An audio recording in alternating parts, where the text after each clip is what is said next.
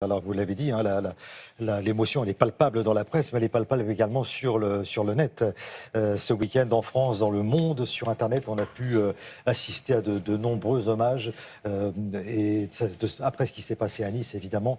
Et on voulait vous faire comme ça un petit rappel de tout ce que vous avez fait. Julia, bonjour. Oui, c'est exactement ça. On sait qu'en ce moment, c'est l'été, c'est la période des festivals.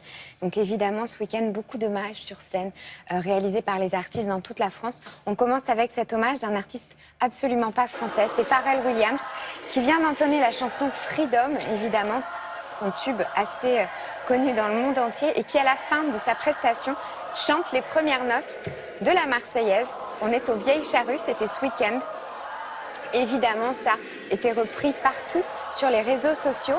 Vous avez aussi les francopholies, évidemment, avec des vidéos qu'on va trouver comme ça sur Internet, prises par des gens qui sont dans la foule et qui montrent la réaction des gens après la minute de silence. Alors là, c'était un hommage fait après le spectacle de Lavilliers, mais vous avez aussi celui fait après Philippe Catherine. Et puis, vous avez aussi d'autres moments. Par exemple, là, je vous emmène à Londres au concert de musique de la BBC qui a choisi d'entonner pour démarrer la Marseillaise.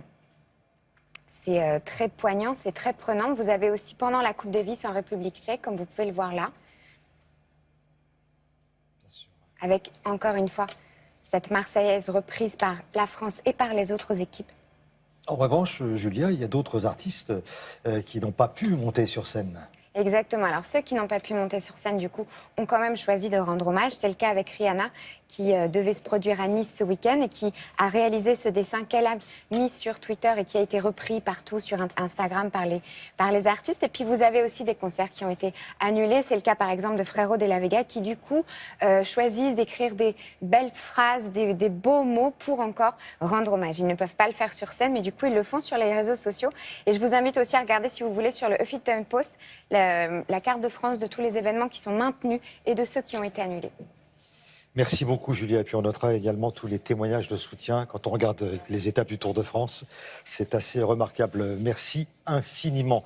Et on pense évidemment à toutes celles et à tous ceux qui sont dans la région de Nice et qui nous regardent en ce moment. Voilà, nous sommes niçois et avec vous.